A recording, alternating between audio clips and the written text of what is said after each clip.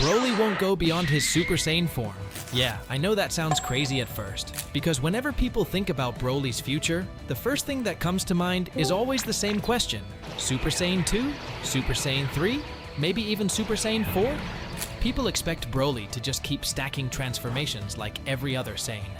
But when you actually look at how Broly's power works, the direction Dragon Ball is taking, and the themes the story has been building recently, something very interesting becomes clear. Broly might never pursue higher Super Saiyan forms at all, and by the end of this video, you'll understand exactly why. To understand this, we first need to talk about what actually makes Broly so special. Broly, along with Kale, belongs to a very rare category of Saiyans, often referred to as mutant-type Saiyans. These Saiyans appear extremely rarely, often described as once in 1,000 years, and they possess abnormal power growth, alongside extremely powerful Super Saiyan transformations. But what actually causes that difference? The answer lies in something Dragon Ball has quietly emphasized for a long time: emotions. A Saiyan's power has always been deeply connected to their emotions, especially anger, rage, excitement, battle thrill. All of these things push Saiyans beyond their limits. But not all Saiyans benefit from this equally. Full-blooded Saiyans actually don't gain as much from emotional boosts as people think.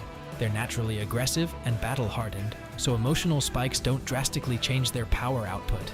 Hybrid Saiyans, however, are a completely different story. Because hybrids like Gohan are far more emotionally expressive, their emotional surges are much stronger. When they experience intense feelings like grief or rage, their power can explode dramatically. We've seen this countless times with Gohan throughout Dragon Ball. Now, mutant Saiyans like Broly take this concept to an entirely different level. Their emotional sensitivity is far greater than normal Saiyans, meaning when their emotions spike, their power skyrockets along with it. This is why Broly snaps so easily during battle. His emotions aren't just fueling his power, they're amplifying it exponentially. This is also exactly why Goku and Vegeta directly compare Broly to Gohan. When Gohan unlocked Beast, Vegeta specifically noted how similar the nature of that power was to Broly's. Gohan witnessed Piccolo's apparent death, which triggered an intense surge of rage that pushed his power far beyond his limits. But unlike earlier moments in Gohan's life, this time he was able to regain control over that overwhelming power, stabilizing it into what we now call Beast. Broly and Kale undergo a very similar process. Their rage pushes their power to insane levels, but they initially lack the ability to control it. Even Broly's unique technique, the ability to harness the power of a great ape without transforming, reflects this concept perfectly. This form has multiple official names: Ikari, Fury, or Wrathful form. But all of those names revolve around the same theme: intense primal rage. And that rage is exactly what unlocks Broly's monstrous potential. Even his insane growth rate during battle stems from this emotional amplification. Every Saiyan has the ability to grow stronger during combat. This growth is tied to adrenaline and battle excitement. The more intense the battle becomes, the more their bodies push beyond previous limits. But for Broly, this effect is multiplied dramatically. His emotional intensity constantly fuels that adrenaline, allowing him to evolve during battle at a terrifying rate. Now, this leads to a huge misconception people often have about Broly: his ki control. A lot of people assume Broly has terrible ki control or only basic mastery over his energy, but this is actually very far from the truth. In fact, Vegeta once listed several fighters whose ki control surpasses both himself and Goku. And when you examine the traits those fighters share, Broly absolutely belongs in that same conversation. Because one of the most important aspects of ki control is stamina. Every fighter Vegeta mentioned, aside from Frieza, whose limits we still haven't fully seen, possesses incredible stamina.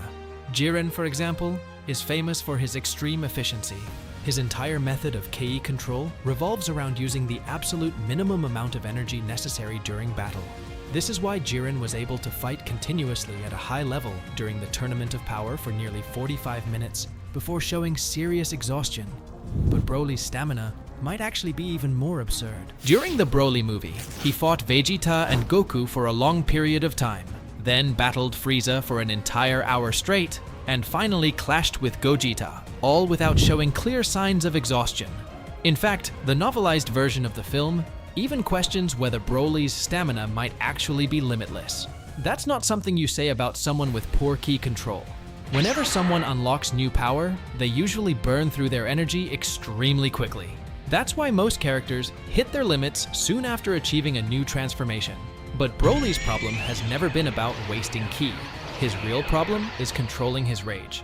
And interestingly enough, Gohan faced the exact same issue with his beast transformation. At first, that overwhelming emotional power nearly caused him to lose control completely. But through practice, Gohan learned how to regulate that power without letting it consume him. Broly is now following that same path. Gohan simply has more experience controlling it. Now this brings us back to the original question. Why won't Broly go beyond Super Saiyan? The answer becomes much clearer when we look at how the manga treats his power. Unlike the anime, which sometimes treats full power Super Saiyan as a separate transformation, the manga implies that Broly's full power state is simply the result of mastering and stabilizing his Super Saiyan transformation. It's similar to the concept of Super Saiyan Grade 4, the mastered version Goku and Gohan achieved in the Cell Saga. And this connects directly to something Akira Toriyama explained after Goku fought Beerus. According to Toriyama, Goku eventually realized that chasing increasingly higher Super Saiyan forms wasn't the most efficient path to growth. Instead, refining the base Super Saiyan state allows a Saiyan to grow more naturally and efficiently. This is also why Goku and Vegeta never pursued Super Saiyan Blue 2 or Super Saiyan Blue 3. The more powerful a transformation becomes, the harder it becomes to control its energy. Now imagine Broly, a Saiyan who already struggles with emotional overload. Trying to control something like Super Saiyan 3, it would just repeat the same problem. More power would simply mean more instability. That's why Broly's future evolution likely won't come from stacking Super Saiyan forms. Instead, it will come from mastering his instincts. And this is where Dragon Ball Super's recent storytelling becomes very interesting. In the later arcs, the concept of instincts has become a central theme. Goku refines his instincts through Ultra Instinct. Vegeta explores them through Ultra Ego.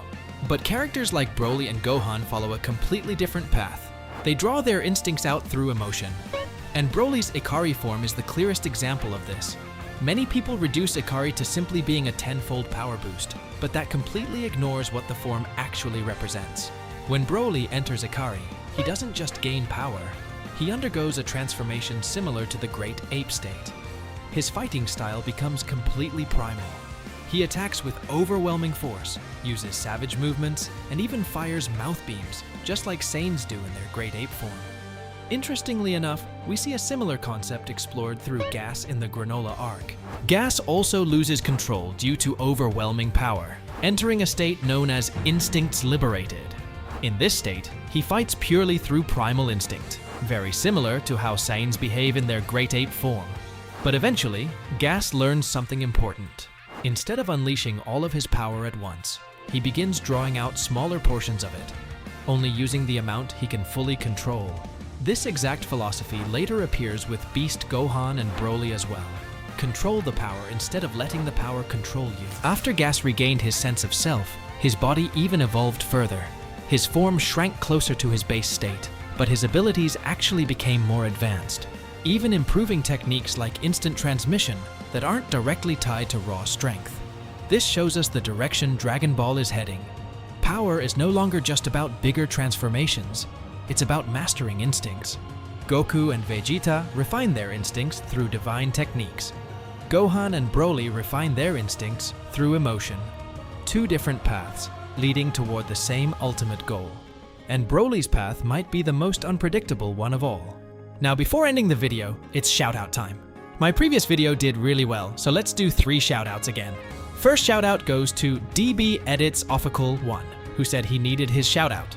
And you just got it, congratulations. Second shoutout goes to Mr. Ninja 806, who said he was hoping Xenoverse would die so Sparking Zero could get all the attention. But don't worry, different developers are working on these games, so both projects will get the focus they deserve. And finally, the last shoutout goes to Zaner Japchikova 3453, who said they love the videos and continuously support the channel.